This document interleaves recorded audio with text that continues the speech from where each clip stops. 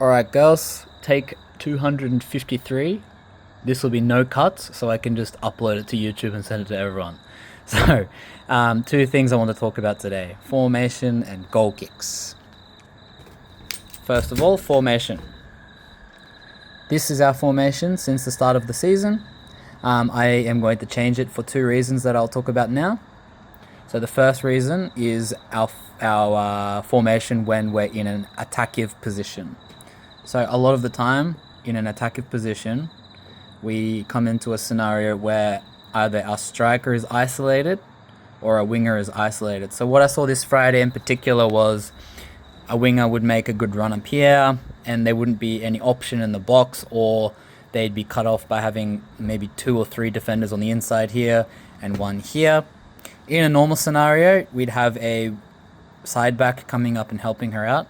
But because Mulaney were holding 3 or 4 attacking players up here, we couldn't afford to push anyone up. So this left our attacking players very isolated and by themselves. And when you isolate players, it is less teamwork, more individual brilliance that gets goals, which means your chance of scoring is a lot lower. So that's one aspect that I want to fix. The second aspect is in defense. So in our defensive position for this, we have all our players back. But a lot of the time, what happens is we lose the ball in here, and the opposition, of course, they play quickly. So what happens is we often get a gap between our midfield and our 2 centre backs. This is completely normal, no one's fault. This is what happens with this formation. So having a big gap in here means that, especially last week with Mulaney, they had 3 or 4 players in here. All they needed to do, if they won the ball here, is play it over or play it through, and then you'd have 3 versus 4 or 4 versus 4 situation. And with this situation, we'd have a defender that would go out and try to tackle, and they'd pass it around, and you'd have a 1-on-1 situation with the goalkeeper. So there was a lot of situations on Friday, and also the game against Maroochydore a month and a half ago, where we'd be down to 3 defenders because one defender had to come out and tackle the ball. So the two things that I want to try and fix is the gap between the midfield and the defense, and the issue with isolating attackers. So I will change this before your eyes.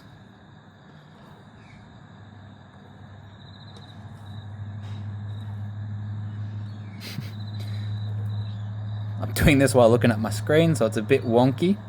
Alright, so first I'll be going over our defensive structure. So our formation is 5 in defense, 3 in midfield, and 2 in attack. The roles for every player is split down the middle, the exact same.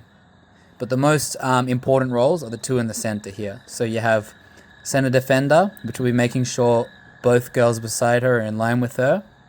And you have the center midfield that'll be doing the same for these midfielders. So the positioning of these 2 is extremely important, because if you're up here, these 2 are up here, there's a gap here. So what we need to be focusing on in training is talking, and we need to have a person who talks a lot to be in this position. So I'll be having a lot of, I'm not going to put names to it. I'm going to be having talkers in these positions. The girls on the outside of these positions, your number 1 role is to listen to her, and your number 2 role is to look out for who's on the left and the right of you. So let's just say number 7, you'll have your wing back. Your wing back will be looking, if you get the ball, will be looking to attack this space. If she attacks the space and loses the ball, you'll be making sure that there's someone to cover this gap. Same as this side.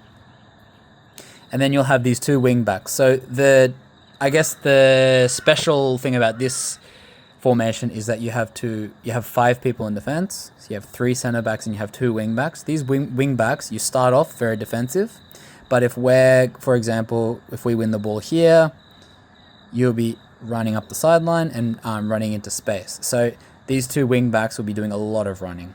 And I think the strength of our team is that we have a few players that will just not stop running.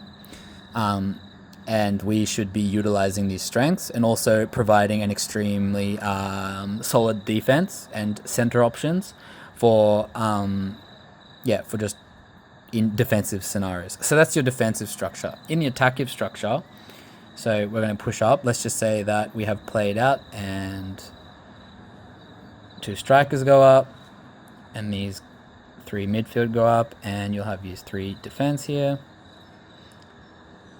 And so both your wing backs will be pushing up and into quite attacking scenarios. So in this situation, what will be happening is this player will be telling these two to watch the gap between their wing backs, and for example, if the opposition had a striker there, to making sure they're covering them. Same for these defenders. You'll be just cleaning up everything that these two don't get. And in this situation, compared to our last formation, you have 2 attackers. So what this means is that, let's just say our wing back gets caught up here. This attacker can drop back. This attacker can push in. And it gives you options to play. So instead of having one attacker running around by themselves and you only having that one option, it gives you a second option here. And you still have plenty of defensive support in here. So if we just push these midfielders up, you have tons of options to, for example, pass there, you get pressed, pass it back, and you can reset. So in this position, there's a lot of variations that you can do, but in essence, I want us to, first of all, just get used to playing with 5 in defense to give us more people behind the ball, which means when we're going forward is easier than going back. So having these 5 defenders behind the ball will give us a much more sturdy foundation to push. Okay, that's my explanation for the formation. My next explanation is for goal kicks. So what I also noticed on Friday was there were a few situations where our goal kicks were being targeted by the opposition because we weren't 100% confident in what we were doing. So first of all, the rules regarding goal kicks is we can have as many players as we want in the 6-yard or the 18-yard box. There's no rules against that. The only rule is the opposition can't be inside this box. In other words, until you touch the ball, sorry. In other words, until you touch the ball, the opposition can't get in here. So you have a buffer of space. You can use this space. They can't come in. We have a safe space. We have the ball. We can use that to our advantage. So what I want to be doing is the 3-step method, which I will go through. But first of all, positionings. I want the centre back, the one that talks a lot, to be up on the edge of the box here. I want our right side centre back to be about here on the 6-yard box. I want our other left-hand side centre back to be here. And the goalkeeper won't be choosing a side, which means that the opposition won't be able to cut off any lanes. They have to think about both sides. They can't just think about one side. So the goalkeeper, if they don't want to go long, they pass it to either backside. Let's just say they pass it to someone on the right. Let's just say this is Astrid. You pass it off to Astrid. Astrid takes it up. This is step 1. So step 1 is dribble. Step 1 is, spelt it wrong, but that's okay, low pressure scenario. So dribbling with the ball is the number 1 easiest way to not lose it, because you can't lose the ball if it's at your feet. You'll dribble it up. If you're not getting pressured, you can just keep on taking it up until you get pressured and pass it off to whatever player you want to pass it off to. What I think will be the number 1 most common for us will be step 2, which is medium pressure, is pass. Well, dribble and pass. But basically what you'll be doing is you'll be pushing up a little bit, receive the ball, and then let's just say there's 2 players on you. You'll have your wing back giving you an easy option, so dropping off flat with the player, so you've got less chance of the opposition getting the ball. And you'll have this player giving you a diagonal pass in here. You can't go in there because, that's just passing back. This back here will also be coming up with you, so in line with you, to make sure that, well, you shouldn't be passing it there, but there's always that opportunity. So you'll be taking it up, and if you get pressed, you play it out here, and then this, for example, this midfield pushes wide, and you play it up there. So that's a medium pressure situation. And a high one is just kick it. So what will happen is you play it out to one of your players. You play it to number 9. She has the ball. You're getting pressured already in here.